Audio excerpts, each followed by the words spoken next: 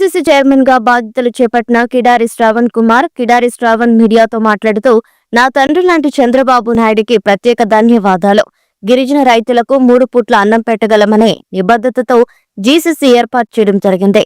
మధ్యవర్తులను తప్పించి రైతులను బలోపేతం చేస్తున్నా.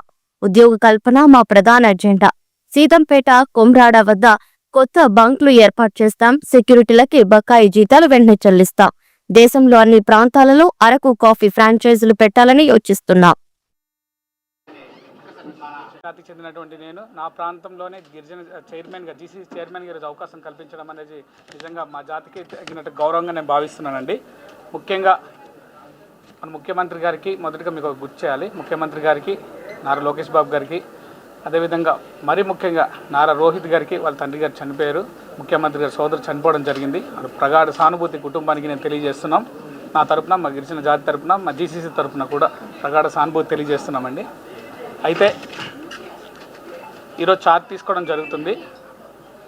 మా మంత్రివర్యులు శ్రీ సంధ్యారాణి గారు కూడా రావాల్సి ఉంది. కాకపోతే ఇవాళ ఏదైతే ఈరోజు హౌస్ ఉందో హౌస్లో క్వశ్చన్స్ కూడా అడ్రస్ చేయాల్సి ఉంది కాబట్టి ఈరోజు రావడం కుదరలేదండి. మేము ఒకటే సిద్ధాంతం వెళ్తున్నాం. ఇక్కడ ఉన్న వాళ్ళందరికీ తెలుసు, జీసీసీ అంటే విశాఖపట్నం మన్యం ప్రాంతంలో అంతా కూడా జీసీసీ విస్తరణ చెందింది. అక్కడ ఉండేటువంటి గిరిజన నిరుపేద రైతులకి ఏ విధంగా మనం 3 పూటలు అన్నం పెట్టగలం అనే ఒక ఉద్దేశంతో జీసీసీ మొదలు పెట్టడం జరిగింది. ఈరోజు దానికి ఒక నిజాయితీ నిబద్ధతతో మేము కానీ, మా మంత్రి గారు కానీ, మా ఎండీ గారు కానీ మేమందరం కూడా దానికి కట్టుబడి ఉన్నామని కూడా మీకు తెలియజేస్తున్నాం. మా ముఖ్యమంత్రి గారి యొక్క ఆదేశాల మేరకు ఆయన విజన్ ఏదైతే ఉందో, ఆయన విజన్ అంటే అల్లటప్ప విజన్ కాదండి, ఆసమాస విజన్ కాదు. ఎక్కడో అరకు వ్యాలీ అడవుల్లో పుట్టినటువంటి కాఫీని ప్యారిస్ దాకా తీసుకెళ్ళినటువంటి విజన్, అది ముఖ్యమంత్రి గారి విజన్. ప్రపంచవ్యాప్తంగా కూడా నలుమూలల దీన్ని విస్తరించాలనే ఒక విజన్తో మేము ముందుకెళ్తున్నాం. ఏదైతే గిరిజన ప్రాంతంలో ఉండేటువంటి రైతులు ఎవరైతే ఉన్నారో, ప్రభుత్వాన్ని నమ్ముకొని ఉన్నటువంటి రైతులు ఎవరైతే ఉన్నారో వాళ్ళందరికీ కూడా మధ్యవర్తులు ఎవరైతే ఉన్నారో మధ్యవర్తులందరినీ కూడా తప్పించి వాళ్ళ కష్టానికి తగిన ప్రతిఫలం కలిగించాలి, వాళ్ళకి ఆర్థికంగా బలోపేతం చేయాలి అనే ఉద్దేశంతో ఈరోజు మేము కూడా ముందుకు వెళ్తున్నాం. మంత్రి గారు కానీ, ముఖ్యమంత్రి గారు కానీ వాళ్ళు ఇచ్చిన ఆదేశాలు తప్పకుండా పాటిస్తామండి. అంతేకాకుండా గిరిజన ప్రాంతంలో గిరిజన జాతికి చెందిన యువకులకి ఉద్యోగ కల్పనలో మేము ప్రముఖ పాత్ర పోషిస్తామని చెప్పి కూడా ఈ సందర్భంగా మీకు తెలియజేయడం జరుగుతుంది. ఎండీ గారు కూడా వచ్చి కొత్తగా మా ప్రభుత్వం వచ్చి 4-5 నెలలు అవుతుంది.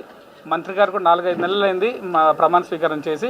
అదేవిధంగా ఎండీ గారు కూడా 4-5 నెలలు అయింది ఎండీగా అయ్యి. మేము ఒకటే చెప్తున్నాం, ఈ లోపలే మాకు కొన్ని విషయాలు మీకు తెలియజేయాలి. మీ మీడియా సోదరులందరి ద్వారా అందరికీ కూడా తెలియజేయడం జరుగుతుంది.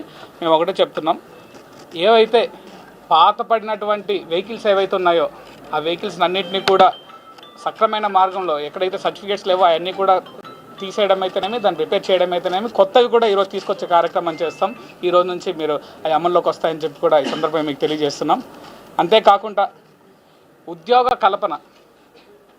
కల్పన మా ప్రథమ ఎజెండా. గత 20-30 సంవత్సరాల్లో గిరిజన రైతులకు అందరికీ కూడా మనం ఎంఎస్పీ ఇవ్వడం అయితేనేమి, లేకపోతే వాళ్ళ పంట నష్టపోకుండా మేము కొనుగోలు చేయడం అయితేనేమి, ఈ కార్యక్రమాలన్నీ కూడా చేస్తూనే వచ్చాం.